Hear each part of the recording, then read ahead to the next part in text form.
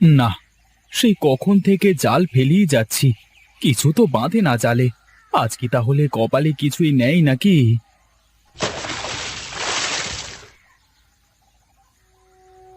হায় রে কপাল, মানুষ নদীতে জাল ফেলে মাছ তোলে, আর আমার কপালে খালি এসব ভাঙাচোরা জিনিসপত্রই ওঠে।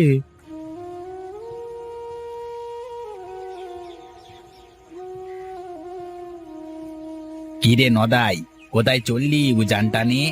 কি করব দাদা, জাল ফেলে তো কিছুই তুলতে পারি না। কি তুলবি রে তুই? মাছ ওঠে না জালে? মাছ উঠলে কি আর এভাবে উজান টানে দৌড়াতাম গো দাদা? আমার কপালে বুঝি মাছ নেই। তুই তো ধৈর্য ধরে মাছই ধরতে পারিস না বেটা। এত অধৈর্য হলে কি আর মাছ শিকার করা যায়? বেশ তো, আমার না হয় ধৈর্য নেই, কিন্তু তোমার তো ধৈর্য আছে। তুমি কটা মাছ পেলে শুনি? তা তোর শুনে কাম নেই। আমি যা পেয়েছি তাতে আমার দিন হাজরি উঠে যাবে রে। তাহলে আর কি, তোমার সাথে গল্প করলে তো আর আমার চলবে না। আমি যাই দেখি কিছু করতে পারি কিনা।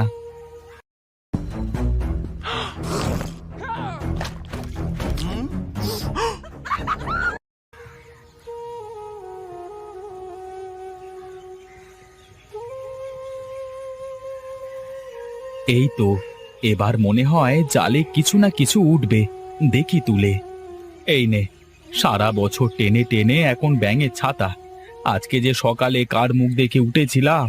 যাই যাই, আজকে আর হবে না, বাড়িতে ফিরে যাই।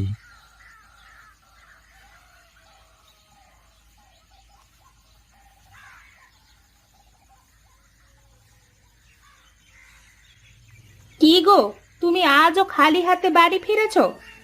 খালি হাতে কোথায়? তোমার কি চোখে ন্যাপা হলো নাকি? দেখতে পাচ্ছ না হাতে কি ওটা? এইটুকু একটা পোনা মাছ এনে একদম মহাভারত উদ্ধার করে ফেলেছো মনে হচ্ছে। না না, অন্তত বাজো হওয়ার হাত থেকে তো বেঁচেছি। এমন তো না যে একটা মাছও ধরতে পারিনি। তাই মাছটা দিয়ে কি করবে শুনি? ও দিয়ে তো তরকারির গন্ধও হবে না। তবে মাছটা দেখতে কিন্তু বেশ সুন্দর আছে। হ্যাঁ গো, সেই জন্যই তো সাথে নিয়ে আসলাম। এক কাজ করো, ওটাকে আমাদের পুকুরে ছেড়ে দাও। তারপর যখন বড় হবে তখন আমরা ওকে বিক্রি করব। আরে তাই তো, আমার মাথায় তো এ বুদ্ধি ছিল না। থাকবে কি করে শুনি? তোমার মাথায় তো গোবর ভরা।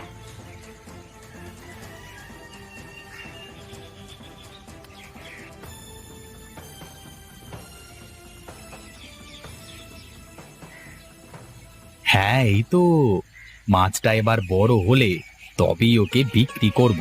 হ্যাঁ, ভেবেছিলাম ছোট মাছ বলে আমি ওকে ছেড়ে দেব।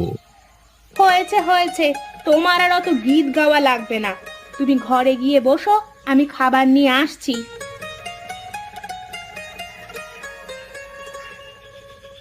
ওগো, এভাবে করে চলতে থাকলে কিভাবে হবে বলো তো? আমি কি করব বলো গিন্নি? আমার তো চেষ্টার কমতি নেই, তাই না? আমি বলি কি, তুমি এক কাজ করো, এভাবে নদীতে মাছ না ধরে মহাজনের সাথে কথা বলো, মাছের চাষ শুরু করো। কিন্তু গিন্নি, মাছে চাষ করবার জন্য তো টাকার দরকার। কে দেবে আমাকে এতগুলো টাকা বলো তো? ও তুমি টাকা নিয়ে এত চিন্তা করো না তো। আমার যে কয়টা গয়না আছে ওগুলো দিয়ে তুমি শুরু করো। তারপর যখন টাকা পয়সা হবে তখন আবার তুমি আমাকে নতুন গহনা গড়িয়ে দেবে। যা কিছু আছে তার মধ্যে তো ওই গহনাগুলির সম্বল। এখন ওগুলোও যদি বিক্রি করে দিই, বিপদে পড়লে কিভাবে উদ্ধার হব বলো? আগে তো খেয়ে পড়ে বেঁচে থাকতে হবে নাকি? তারপর না হয় দেখা যাবে। বেশি কথা না বলে আমি যা বলছি তাই করো।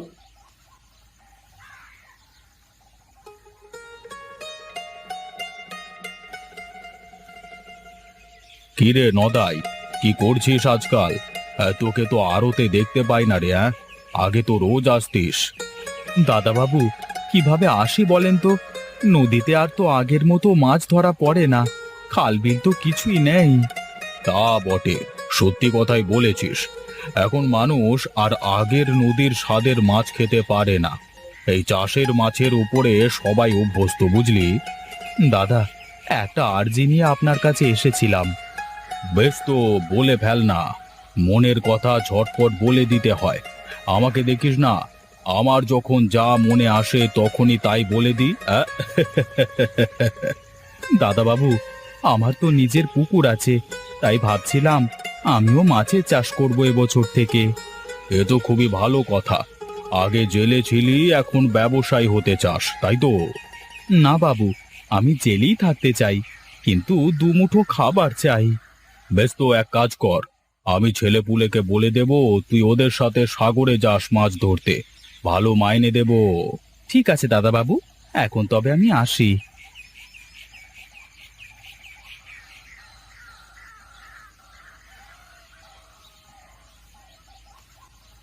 কিরে নদাই, কোথায় গিয়েছিলিস এই রোদের মধ্যে? একটু মহাজনের সাথে দেখা করতে গিয়েছিলাম দাদা। বেশ, এটা কি বললো দাদা বাবু? কি আর বলবে, গিয়েছিলাম একটা কথা বলতে, সে আর এক কথা শুনিয়ে দিল। ঠিক আছে, আয় আয়, এদিকে আয়, একটু বস দেখি, শুনি, পুরো ঘটনাটা শুনি। কি করব দাদা বলো, তুমি তো নদীতে মাছ ধরো, তুমি তো জানো এখন আর আগের মতো মাছ নদীতে পাওয়া যায় না। আর এই কটা মাছ দিয়ে কি হয় বলো তো? হ্যাঁ রে, কিন্তু কি করব বল, এছাড়া যে আর কোনো উপায়ও নেই। আমি তো তাও বেঁচে যাই, দাদা বাবু আমাকে সাগরে পাঠায় মাছ ধরতে। আমাকেও তো বললো যে তোমাদের সাথে সাগরে যেতে হবে মাছ ধরতে। তাহলে তো হয়েই গেল, এখন তো আর কোনো সমস্যা হবে না তাহলে। কিন্তু আমার গিন্নি আমার হাতে তার সব গহনা তুলে দিয়ে বলল আমাকে মাছ চাষ শুরু করতে। আর এই কথা তুই দাদা বাবুর সামনে গিয়ে বলেছিস, তাই তো? হ্যাঁ, কিন্তু তুমি হাসছো কেন? আরে পাগল, সমাজের তারাই তো মাথা, তারা যে কাজ করে আমরা কি সেই কাজ করলে মানায় রে? জেলেকে যে জেলেই থাকতে হবে। আমারও তাই মনে হলো, এই জন্যই তো আগে কত বলেছি সাগরে পাঠানোর জন্য, তখন না বলেছে, আর এখন রাজি হয়ে গেল। তবে যদি পারিস তাহলে সাগরে না গিয়ে মাছের চাষ শুরু কর। দেখি, বাড়িতে গিয়ে গিন্নিকে বলি, তারপর দেখা যাবে।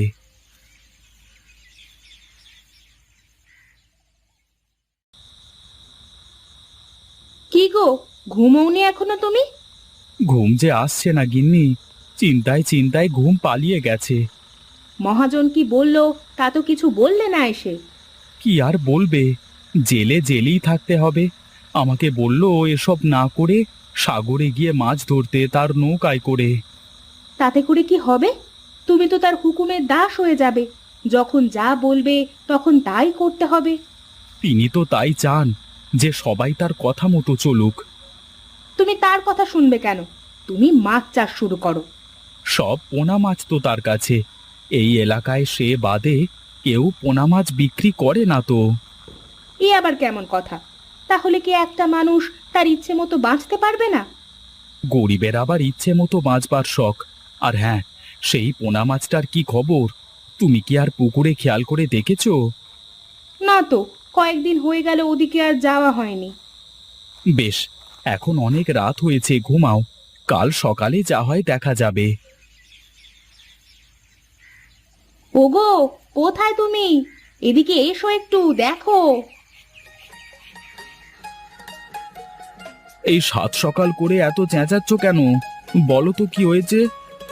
দেখো দেখো, আমাদের পুকুরটা কেমন পোনা মাছে ভরে গেছে।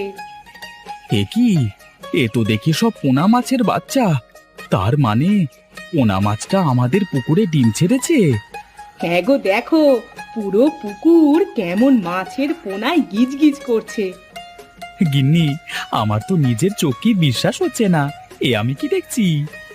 এজন্যই বলে, কপালে যদি থাকে তাহলে তা কি কেউ খণ্ডাতে পারে বলো?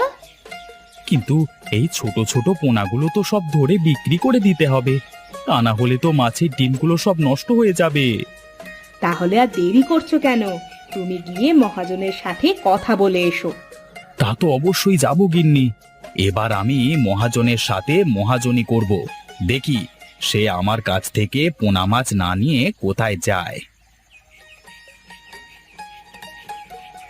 ওরে ওরে, একটু আস্তে হাঁটতে রে নদাই, মুখ থুবড়ে তো পড়বি কোথাও। হ্যাঁ, না দাদা বাবু, এখন থেকে আমি আর মুখ থুবড়ে পড়বো না। বলছি যে আমি একটা বিশেষ কথা বলতে এসেছি। বেশ তো বলে ফেল, তোকে তো বলেছি কথা পেটের মধ্যে রাখতে নেই। বেশ বেশ, তাহলে আমি আজই যাব তোর পুকুর দেখতে।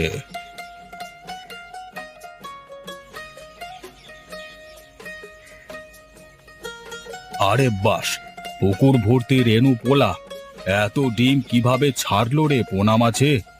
সেটা তো বলা যাবে না দাদাবাবু, কিন্তু আপনি চাইলে আমার থেকে এই পোনার ছাগুলো নিতে পারেন। হ্যাঁ হ্যাঁ, তা তো নেব, কিন্তু তার আগে বল, তুই এই পোনার ডিম কোথায় পেলি? বাহ বাহ বাহ, তোর গিন্নি তো বেশ ভালো কথা বলতে পারে রে নদাই। কি করব দাদাবাবু, লোকজন সুযোগ পেলে যে সুযোগের সদ্ব্যবহার করে। আচ্ছা ওসব কথা ছাড়, এখন বলতো নদাই, তুই কি দাদাবাবুকে এই পোনার ডিম দিতে পারবি? না দাদা, আমি ডিম দিতে পারবো না, কিন্তু চাইলে পোনাগুলো দিতে পারি। আচ্ছা, আমি যদি তোর এই পোনাগুলো বড় করি, তাহলে কি তখন এই পোনা ডিম দেবে? তা তো আমি বলতে পারবো না, তবে এটুকু বলতে পারি, আমার পুকুর থেকে এই রেনু পোনা নিয়ে গেলে আপনার লস হবে না। বেশ, তাহলে কালকে ঘনশ্যাম এসে রেনুগুলো ধরে নিয়ে যাবে, আর এখন থেকে টাকা পয়সা যা লাগে আমার কাছ থেকে নিস। মাছ অন্য কোথাও দিস নে কিন্তু। এখন আমি চলি। দেখেছো গিন্নি, একেই বলে তেলো মাথায় তেল দেওয়া। এতদিন 2 টাকা ধার দিতে চাইনি, আর এখন বলছে লাগলে টাকা গিয়ে নিয়ে আসতে। যাই বলো, পোনা মাছটা কিন্তু আমাদের কপাল খুলে দিল। হ্যাঁ হ্যাঁ, তুমি তো আমাকে কত কিছু বলেছিলে, এখন দেখো কি হলো।